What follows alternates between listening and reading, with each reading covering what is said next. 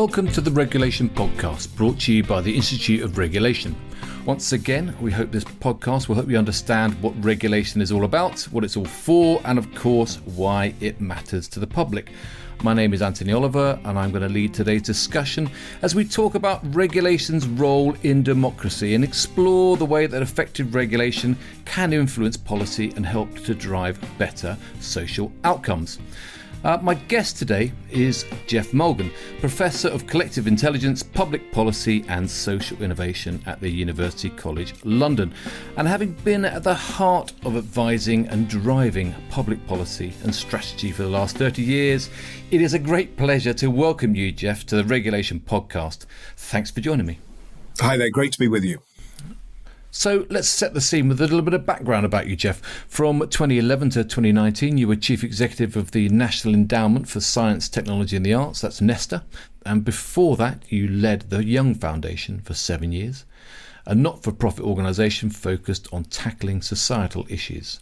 From 2000 to 2004, you were a key advisor to the Blair government as a director of the Prime Minister's Strategy Unit. And of course, from 1993 to 98, you were co-founder and director of the London-based think tank Demos.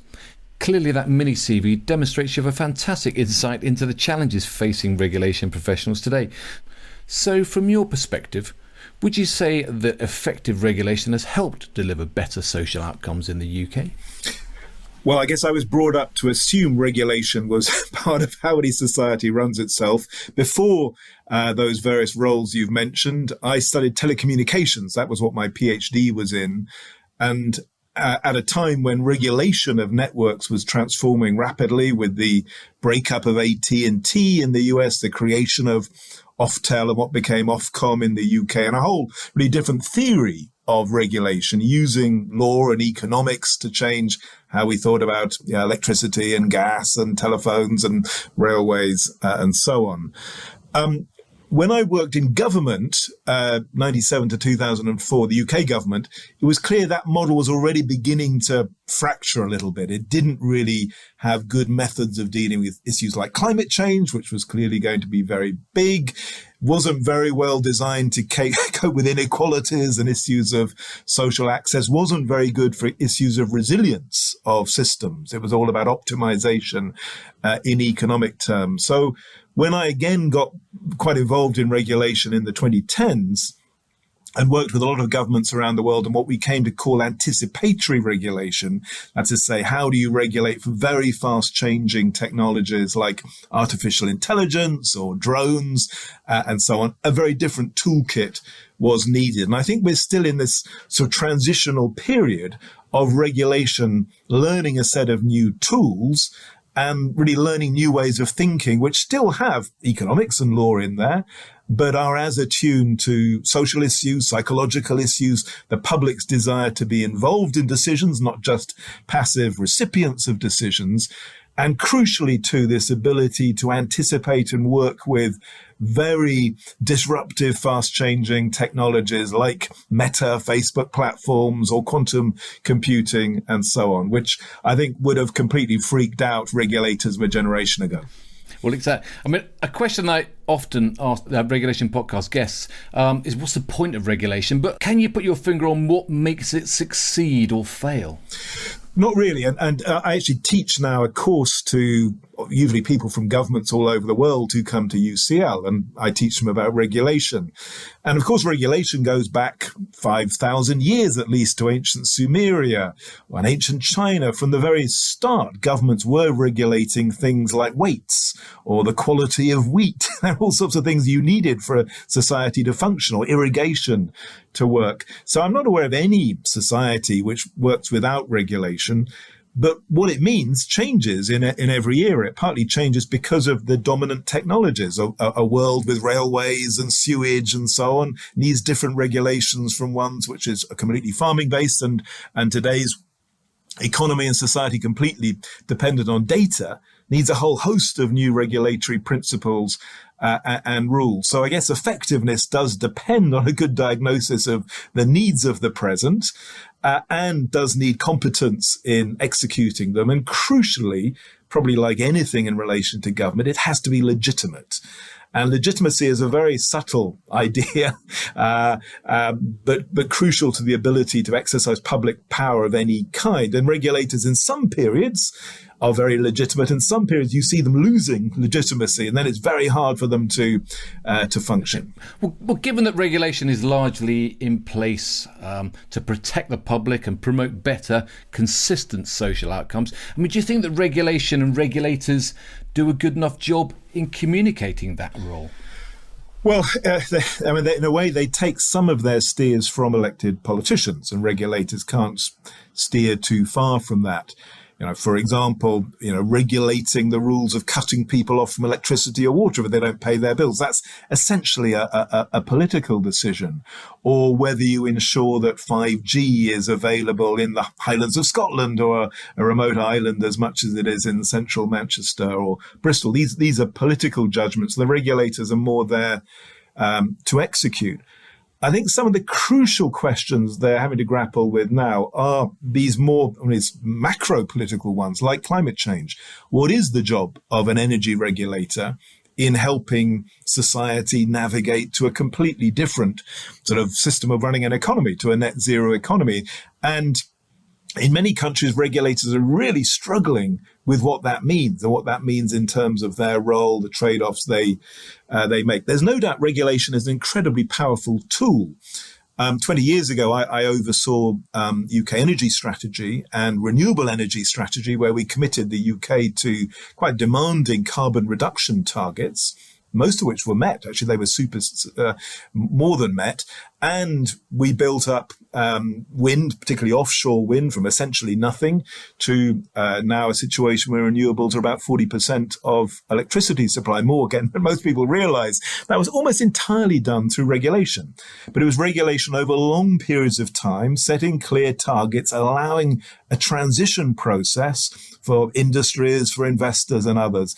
And in a way, that's a model of what we will need in almost every aspect of our society and economy in the next 20 or 30 years, as we do hopefully get to something closer to net zero. We need that consistency and an alignment of regulation, policy, tax, subsidies, R&D, all these other things, so that over the course of a generation, we can fundamentally transform. But regulators in the past didn't really think of their role quite like that. They thought of their role as really managing a static situation in fair ways and transparent ways, not managing transitions. And I think that's the big mindset shift we probably need now. Okay. In 2017, when you were at Nesta, you wrote about anticipatory regulation. In fact, you referenced it earlier on. Can you explain a bit about that, what it is and why it's so important? The simple idea then was that in a lot of fields of life, basically, things are changing and in unpredictable ways. And that therefore requires some different methods for regulation. And this first became clear in the financial sector, particularly for London trying to maintain its competitiveness. You needed it to be possible for an innovator who wanted to bring in a new kind of financial product to work with regulators to test it out in what became sandboxes, sometimes for real, but on a small scale and for a short period of time, sometimes in a simulated environment, in a much more iterative process, working with the regulators and the policymakers so that they could, as it were, anticipate changes. And that's become pretty normal in the financial field. Financial sandboxes are now in, I think, at least 100 countries, and that's seen as just the way you have to operate in fintech. We were pointing out, we at Nesta worked on open banking, which was a very good example of that, where the UK government introduced rules through regulation. The banks had to share data, so you or I could take our banking data, give it to a third party to analyze or create new products off the back of it. And that was a new regulatory idea, the use of data as a stimulus for both innovation and competition. And indeed, the regulator helped create a fund, which we managed, to fund innovations to use the new freedoms to improve the quality of services for customers. Now, that idea then prompted us to think, well, where else could you apply it? And we worked with the government to create what became the Regulatory Pioneers Fund to fund other regulators to use experimental methods to test out new options. So, for example, in the law, how could you use AI to improve the quality of access to law in property or standard small business law, and that's worked pretty well. Or around drones is a hugely difficult issue for regulation. How do you ensure our skies aren't covered with drones crashing into each other, causing mayhem? That needs experiments. It needs test beds. It needs clear dialogue about the pros and cons of different options.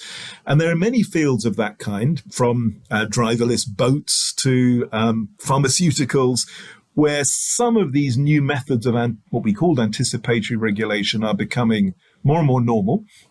And many countries, from Singapore to Canada to Finland to the UAE, see this as crucial to their global competitiveness, that they need their regulations to be on the front foot, not holding back useful innovations, but equally ensuring there is safety, there is protection for the public interest as you move to these new technologies. And nowhere's quite got it right, but I think we've come a long way from maybe the norms of 20 or 30 years ago, which, as I said earlier, were kind of dominated by a certain legalistic economic view, where the regulator just sets the parameters for 5, 10, 15 years and just enforces the law, towards a world where regulators have to be more directly involved in innovation and dialogue about the balance of risks and opportunities.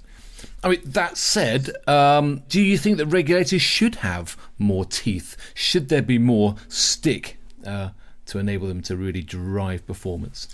Well, no, I don't think it's just a question of giving more power. That would not be necessarily very sensible. I mean, part of what the Regulatory Pioneers Fund was about giving new skills, because often the regulators hadn't been set up for being involved in regulation. So it would have been crazy just to give them more power. They had to be skilled up with people who understood data, experiment, more direct involvement or understanding of the key business products and services that they were going to be involved in. Often it also needed new skills in involving the public directly, having, again, sounding boards earlier on, rather than seeing that as almost an inappropriate influence on regulation. So I think it's about making the regulatory system in some ways more powerful, but not necessarily empowering the regulator on their own. And the more any experiment in regulation has to be transparent, has to be open, so that people who are critics and skeptics can see what happens in reality. Otherwise, there won't be any legitimacy there. And I think we're part way through that process of changing capabilities, skills, and it is mindsets as well that are involved. And it will go through different cycles. So like in relation to fintech, there were some periods probably when there was too much relaxation on innovation, not enough attention to the risks and protections, and others where the opposite was the case, where it was too hidebound and unresponsive to useful changes. Okay. Well, having set up and run quite a few organisations in your career and building on this idea of regulators needing more skills, I mean, do you see the new Institute of Regulation helping? How do you see that institute helping the world of regulation? Well, I certainly hope you can encourage new skills, and the ones which I guess I see it most from my base in University College London in an engineering department is really systems skills which help people understand complex systems like energy systems, transport, finance, health, which are all very complex and interconnected, far more than they were in the past. They're far more driven by data and algorithms than they ever were in the past, and it's vital that people understand that, and that they can also think in multiple dimensions, not just the technical side and the economic side, but the social, psychological, public interest as well. And some of these are going to be very, very difficult. Just to give an example, I was working with the government a few months ago with a group of my colleagues at UCL. The issue of what happens around data in your home as you use energy is a really interesting one. This is absolutely crucial to success in combating climate change, that we become much smarter in reducing unnecessary energy use. And it's crucial this winter as people face appalling energy bills. But there isn't really a regime for the handling of all that data, which is in my smart meter or your smart meter or whatever, most of which is owned by the electricity company. And my own view is that we will actually need new institutions to regulate that kind of data. Data trusts of some kind, which are publicly authorized by cities or national governments, to both ensure protection of privacy, because if you make that data too visible, your neighbors can find out a hell of a lot about what you're doing, to a shocking extent, which I can't say on a podcast. But equally, it's an incredibly valuable resource for us collectively to change our behavior. And at the moment, I think there's a lot of, I'll call these governance sinkholes, which is where there's a new need, but a lack of a public institution really to fill that need with the right authority, the right skills to act. And in previous periods of history, there's been periods when a whole lot of regulators were created to fill those gaps. I think we're coming to another of those moments around many, many aspects of digital tech, not just regulating the internet to protect children or avoid misinformation, but the regulation of data, the regulation of algorithms, and very soon, the regulation of quantum computing, which could completely destroy the cryptography on which our Gmail, our WhatsApp, all these other things depend. Huge changes. And of course, let's have a look at some of the future challenges just to finish off with. I mean, following Brexit, for instance, what do you think are the biggest regulatory challenges facing the UK? Well, one of the great disappointments of the last 10 years, whatever you think of Brexit, and I was not a great fan of Brexit, but in some ways it's amazing more work wasn't done by the Brexiteers to think through how regulatory freedoms could be used by the UK. It was alluded to again and again, but I repeatedly remember asking people, okay, well, what is the plan? What's what are the top 100 things or 200 things where some distance from the EU and the single market could give the UK more latitude? And it doesn't just mean reducing, standards of food regulation. It could be changing regulations on data or AI, making it easier for our creative industries to function, or allowing the city to do things in financial technology, which might have been harder in the European context. And I just think this was a great national failure by both sides of the debate. The Remainers perhaps didn't want to think about it, and the Brexiteers were just far too lazy, I think, and casual about it. As a result of which, in 2022, is very hard to see really any, even now, strategy for the UK to use regulation outside the EU to reinforce UK comparative advantages, of which there are many. Do you think it's necessary or possible to regulate technical goods and services that cross national boundaries, whether social media, online platforms, cryptocurrencies, or the metaverse? Is it possible? I think it's not only possible but necessary.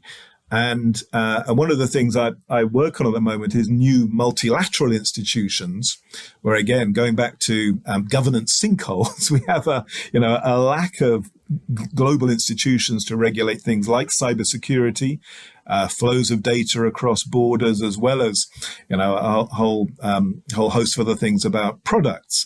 And I think it's not impossible to fill those holes where there's an alignment of interests of the EU, China, the US, and on various topics, there will be quite significant alignments of interest at some points in the future. No one wants a world, of rampant cyber attacks and collapses, just to take one of many, many examples. And I think the UK could have been more on the front foot on proposing and actually designing truly multilateral answers to some of these things. In the absence of those designs, the default is the EU sets the rules, and we just have to become a taker of those rules, as has happened on GDPR and many other things. But I think there's a potential, though US politics is a bit determinant of this, but, of, say, US, EU, China, India at least, agreeing a small number of essentially global regulatory arrangements to protect us against disaster. And of course, that is happening to a degree in climate change. It's what the various COPs are about, the Paris Agreement and so on. So even on very difficult things, the world is able to make some kind of collective agreements, even now. Well, in the context of COP27, should, for instance, environmental damage be regulated? And, how would rules in that case be enforced? Well, I think that there's several aspects to it. Certainly environmental damage is and will be regulated, and the world is bringing much stricter reporting requirements in the next year, both the EU and the US, and I think China as well, in relation to company reporting on environmental effects. There's been a lot of greenwashing and PR, and there's pressure to get much more real about that. There's definitely going to be pressure on all the big infrastructures to embed, as it were, attention to their carbon emissions, their environmental footprint in how they work as part of their license to operate. And as I said, I think we'll also see much more regulation or use of data and digital, partly to monitor all those other things, and partly in its own right. We're in a world which is becoming more turbulent, more chaotic, and regulators who think they're functioning in a sort of stable equilibrium system will look increasingly foolish. And there's a cost to that, because it does mean, the cost of resilience and spare capacity ends up falling on consumers and investors. But I think any regulator who hasn't appreciated we are in a different environment in that respect risks coming a cropper. Okay. Well, just to finish off, Geoff, just get some advice to those working in regulation. And I should mention, your latest book, Another World is Possible. You talk about working to deliver a world in which people thrive and where we improve our democracy, welfare, neighbourhoods and education. What advice do you give? How can those working in regulation take advantage of the opportunities? Well, a lot of what my book is about is trying to encourage more systematic thinking about where we might want to be 20 or 30 years from now. The technology world does this very well. It invests heavily in sort of dreams of future AI, robots, et cetera, and Hollywood pictures them very well, as indeed it pictures ecological disaster. But we're really short of serious, in-depth work looking a generation into the future. For example, how will a truly circular economy be run or regulated, which is ensuring much lower levels of waste of plastics and glass and clothing and electronics at a moment where we still bury lots of these in the ground and are completely inefficient. And future generations, I think, will look back in horror at how we organize material flows. Now, that's the kind of task which needs regulators working with academics and experts and economists and others to think through, well, actually, what might this look like? What issues would it throw up? Or aging, a completely different example. 20, 30 years from now, we'll be an even older society, lots and lots of very old people with all sorts of disabilities. Again, how do you run such a society? How do you handle housing, regulation of safety, transport, rights, all of these things? And in my book, I'm trying to show all the methods which can be used to do this thinking much more, both imaginatively and rigorously. And that's a discussion I think regulators should be part of, because they will be a crucial part of the answers there. And if they imagine they're in, as it were, an unchanging present, they will in some ways be letting down future generations. Geoff, it's a fascinating subject, and so thanks so much for joining me today on the Regulation Podcast. A fascinating conversation for sure, really interesting challenges, and I fear that we've just scratched the surface of really downloading some of the real gems that are going on inside your mind. So thanks very much for joining us, and I hope maybe we can get you back to drill into some of those in the near future. Thank you, Anthony. Thank you very much. Well, thanks. As I say, that's all we've got time for today. But we will have more regulation podcasts in the pipelines and more guests to talk to as we continue to probe the big issues faced across the sector. If you haven't done so already, do check out the new Institute of Regulation website. That's www.ioregulation.org, where you'll find a huge amount of really useful information about the Institute and about the issues and challenges facing regulation. And of course, you'll find all of our latest podcasts for you to listen to and of course to share. So thanks very much for joining us today. Thanks again to Geoff, and on behalf of the Institute of Regulation, I look forward to seeing you again very soon.